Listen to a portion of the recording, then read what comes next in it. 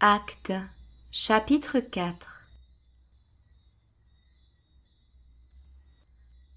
Mais comme il parlait au peuple, survinrent les prêtres, le stratégos du temple et les sadducéens, étant contrariés de ce qu'ils enseignaient le peuple et qu'ils annonçaient en Yehoshua la résurrection d'entre les morts. Et ils jetèrent les mains sur eux et les mirent en prison jusqu'au lendemain, car c'était déjà le soir. Et beaucoup de ceux qui avaient entendu la parole crurent. Et le nombre des hommes arriva à environ 5000. Mais il arriva que le lendemain, leurs chefs et anciens et scribes se rassemblèrent à Jérusalem avec Chanania le grand prêtre, Caiaphas, Johanan, Alexandros et tous ceux qui étaient de la race des principaux prêtres. Et les ayant placés au milieu d'eux, ils leur demandèrent: par quelle puissance ou par quel nom avez-vous fait cela?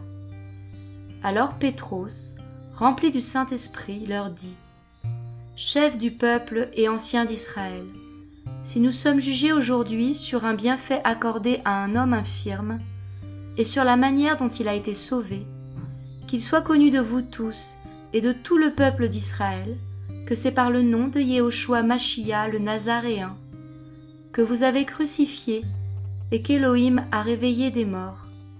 C'est par lui que celui-ci se présente en bonne santé devant vous. C'est lui la pierre méprisée par vous qui bâtissez, qui est devenue la tête de l'angle. Et le salut n'est en aucun autre, car il n'y a sous le ciel aucun autre nom qui ait été donné aux humains, par lequel il nous faille être sauvés. Mais, voyant l'assurance de Pétros et de Johanan, et ayant compris que c'étaient des hommes illettrés et ignorants, ils étaient dans l'étonnement, et ils les reconnaissaient pour avoir été avec Yehoshua. Et voyant là, debout avec eux, l'homme qui avait été guéri, ils n'avaient rien à opposer. Mais ils leur ordonnèrent de sortir hors du Sanhédrin, et ils délibérèrent entre eux en disant: que ferons-nous à ces hommes? Car il est manifeste pour tous les habitants de Jérusalem qu'un signe a en effet été accompli par leurs moyens. Et cela est si évident que nous ne pouvons le nier. Mais afin que cela ne se répande pas davantage parmi le peuple, défendons-leur avec de grandes menaces de parler encore en ce nom-là, à qui que ce soit parmi les humains. Et les ayant donc appelés, ils leur ordonnèrent de ne plus parler ni d'enseigner en aucune manière au nom de Yehoshua.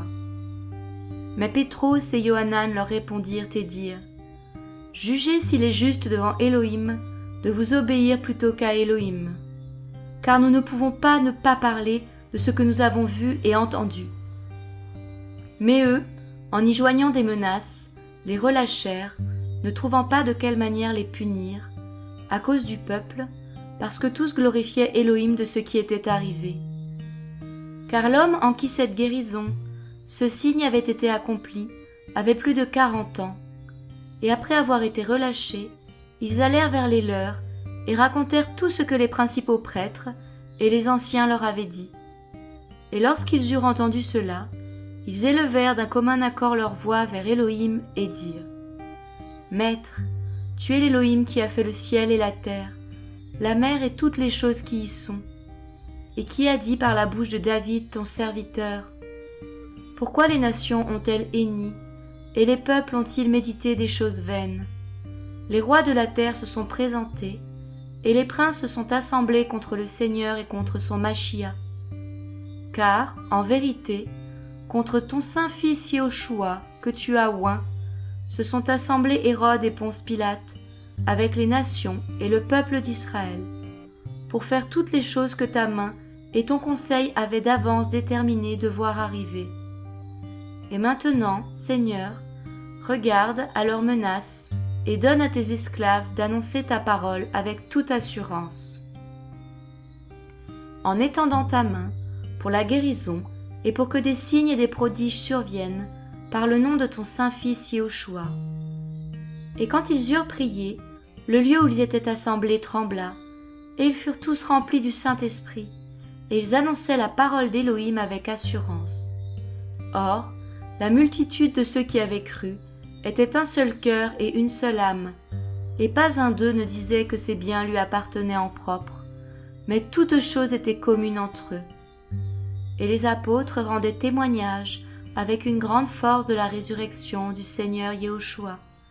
Et une grande grâce était sur eux tous, car il n'y avait parmi eux aucun indigent, car tous ceux qui étaient possesseurs de terre ou de maisons les vendaient, et ils apportaient le prix des choses vendues, et le mettaient aux pieds des apôtres, et on le distribuait à chacun selon qu'il en avait besoin.